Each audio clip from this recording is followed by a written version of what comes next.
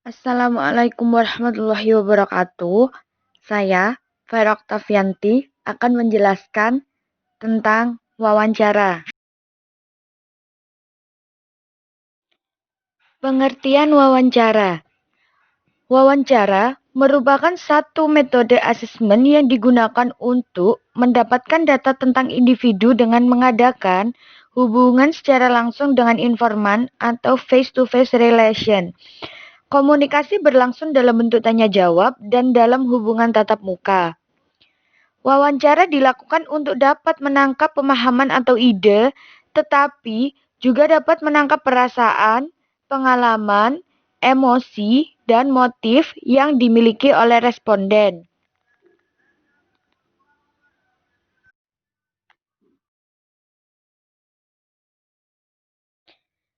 Adapun tujuan dari wawancara yaitu satu, discovery, yaitu untuk mendapatkan kesadaran baru tentang aspek kualitatif dari suatu masalah. Dua, pengukuran psikologis, yaitu data yang diperoleh dari wawancara akan diinterpretasikan dalam rangka mendapatkan pemahaman tentang subjek, dalam rangka melakukan diagnosis permasalahan subjek, dan usaha mengatasi masalah tersebut. Tiga, pengumpulan data penelitian, yaitu informan dikumpulkan untuk mendapatkan penjelasan atau pemahaman mengenai suatu fenomena. Data dikumpulkan dengan cara wawancara karena kuesioner tidak dapat diterapkan dalam subjek tertentu atau ada kekhawatiran responden tidak mengisi kuesioner ataupun tidak mengembalikan kuesioner tersebut kepada peneliti. Teknik-teknik dalam wawancara.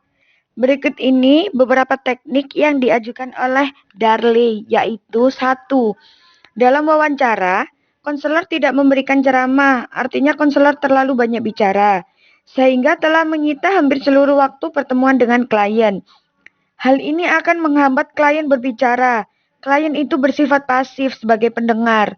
Konseling yang baik, kegiatan berbicara ada pada klien, sehingga konselor akan banyak melakukan kegiatan mendengarkan klien dan klien akan banyak memberikan keterangan-keterangan pada konselor, terutama yang berhubungan dengan permasalahan yang dialaminya saat itu.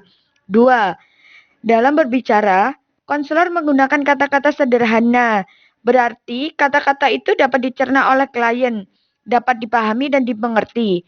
Dengan demikian, terjadi hubungan yang baik dan komunikasi yang lancar. Tidak ada gap antara konselor dan klien tersebut.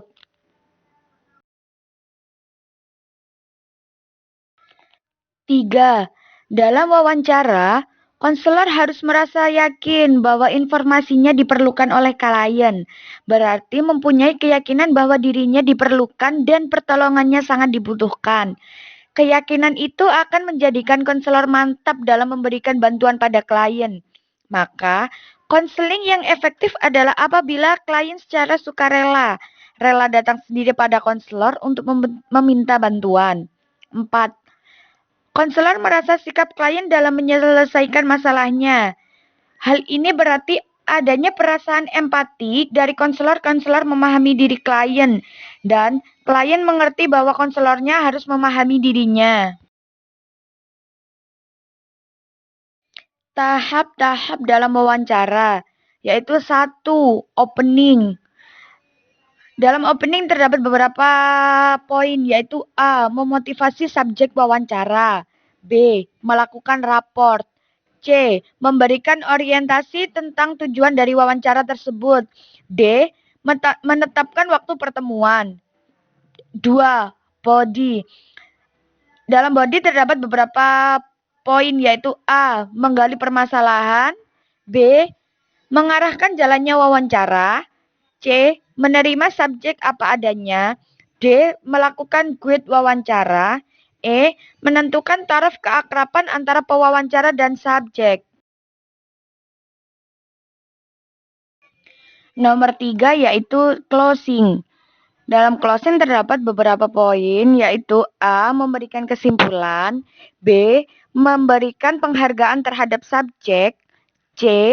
Prinsip dasarnya pewawancara harus belajar mendengar. bertanya, memperhatikan perasaan subjek, serta memperhatikan ungkapan atau pernyataan yang disampaikan oleh subjek. Adapun kelebihan dan kekurangan dalam teknik wawancara yaitu satu kelebihan. Di dalam kelebihan terdapat beberapa poin yaitu A. Flexibility atau pewawancara dapat secara luas mengajukan pertanyaan sesuai dengan situasi yang dihadapi saat itu. Jika dia menginginkan informasi yang mendalam, maka dapat melakukan probing. Demikian pula, jika ingin memperoleh informasi tambahan, maka dia dapat mengajukan pertanyaan tambahan. Bahkan, jika suatu pertanyaan dianggap kurang tepat dinyatakan pada saat itu, maka dia dapat menundanya. B. Nonverbal behavior. Pewawancara dapat mengobservasi perilaku nonverbal, misalnya rasa suka, tidak suka, atau perilaku lainnya pada saat diajukan dan dijawab oleh responden. C. Question order, yaitu pertanyaan dapat diajukan secara berurutan sehingga responden dapat memahami maksud peneliti secara baik, sehingga responden dapat menjawab pertanyaan dengan baik. D. Responden alone can answer. Jawaban tidak dibuat oleh orang lain, tetapi benar oleh responden yang telah ditetapkan. E. Greater complexity of questionnaire. Kuesioner umumnya berisi pertanyaan yang mudah dijawab oleh responden. Melalui wawancara, dapat ditanyakan hal-hal yang rumit dan mendetail. F. Completeness. Pewawancara dapat memperoleh jawaban atas seluruh pertanyaan yang telah diajukan.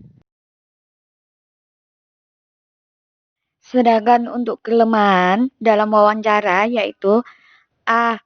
Mengadakan wawancara dengan individu satu persatu memerlukan banyak waktu dan tenaga dan juga mungkin biaya yang lebih banyak. B. Interview bias, yaitu walaupun dilakukan secara tatap muka, namun kesalahan bertanya dan kesalahan dalam menafsirkan jawaban masih bisa terjadi. Sering atribut atau jenis kelamin, etnik, status sosial, jabatan, usia, pakaian, penampilan fisik, dan sebagainya responden, dan juga pewawancara juga memengaruhi jawaban. C. Keberhasilan wawancara sangat tergantung dari kepandaian pewawancara dalam melakukan hubungan antar manusia atau human relation. D.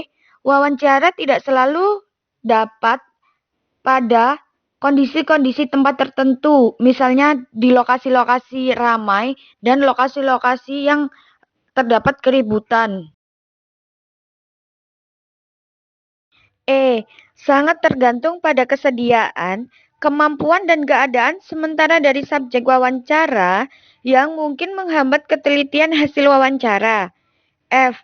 Jangkauan responden relatif kecil dan memakan waktu yang lebih lama daripada angket dan biaya yang relatif lebih mahal.